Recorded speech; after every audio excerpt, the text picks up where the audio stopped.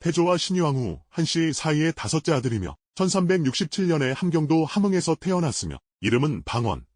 자는 유덕이다. 정몽주를 격살하고 역성혁명의 1등 공신이 된 태종. 그는 스스로 왕자에 오르기까지 자신의 정적들을 무자비하게 제거해 나갔으며 형제들과의 피비린내 나는 싸움도 마다하지 않았다. 1차 왕자의 난만하더라도 명백히 이방원의 쿠데타였고 정몽주를 죽인 일로 태조의 미움을 받고 있던 방원이 왕자에 오르기 위해서는 어쩔 수 없는 선택이었으며 2차 왕자의 난의 경우도 방간에 의해 처음 시작되었다고는 하지만 결과적으로는 모든 권력이 이방원을 중심으로 재편되었다. 방원은 정종을 정치적으로 압박하며 세자에 책봉되어 곧바로 사병혁파를 단행해 병건을 장악했다. 2차 왕자의 난 때 정종의 갑사 몇 명이 방간의 측에 섰던 것을 빌미로 병건을 장악했는데 왕의 사병이라 할 수 있는 갑사 중 일부가 반란군에 참여했다는 것은 충분히 문제가 될 수 있었기 때문이다. 이를 계기로 방원은 정종과 공신들이 가지고 있던 사병을 혁파하고 병건을 의흥삼 군부에 집중시켰고 이 과정에서 반발하는 세력은 과감히 제거하고 결국 병권까지 장악한 방원은 세자에 오르고 채 1년이 되지 않아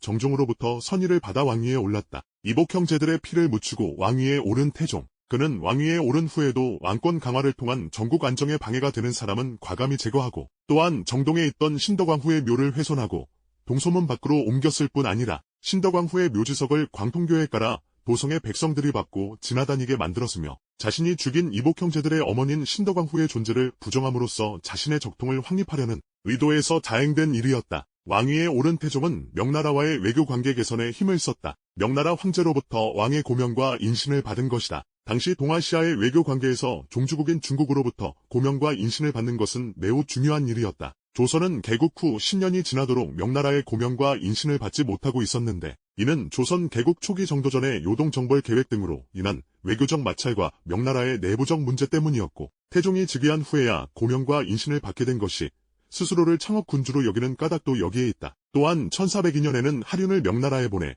새로 등극한 성조에게 축하의 인사를 전하고 고명과 인신을 새로 내어줄 것을 요청했다. 명나라 성조는 조카인 해제를 몰아내고 왕위에 오른 인물이었는데 이미 해제로부터 고명과 인신을 받은 조선에서 자신에게 새로 고명과 인신을 받겠다고 하니 기분이 좋았다. 이를 계기로 조선과 명나라의 관계는 우호적으로 바뀌었는데 이는 태종이 외교적 수완이 그만큼 뛰어났음을 알 수 있다. 태종은 이와 같은 대외적 안정을 바탕으로 내부적으로도 전국의 안정을 꾀하며 창업 군주다운 업적을 하나둘 이루어 나갔으며 우선 정종이 개경으로 옮긴 수도를 다시 한양으로 옮기는 작업에 착수하여 아버지 태조로부터 인정받고자 하는 열망이 강했던 태종은 아버지 때에 설계한 한양에 수도를 다시 옮겨온 것이다. 그는 1405년에 이궁인 창덕궁을 새로 지어 경복궁과 번갈아 가며 머물렀다. 경복궁은 태종이 죽인 정도전이 세우고 왕자의 난으로 희생된 방석과 방번 형제가 머물던 곳이었는데 한간에서는 태종이 경복궁에 머무는 것을 싫어해서 새 궁궐을 지었다는 이야기도 돌았다. 태종이 새 궁궐을 지어 법궁과 이궁의 양궐체제가 시작되었고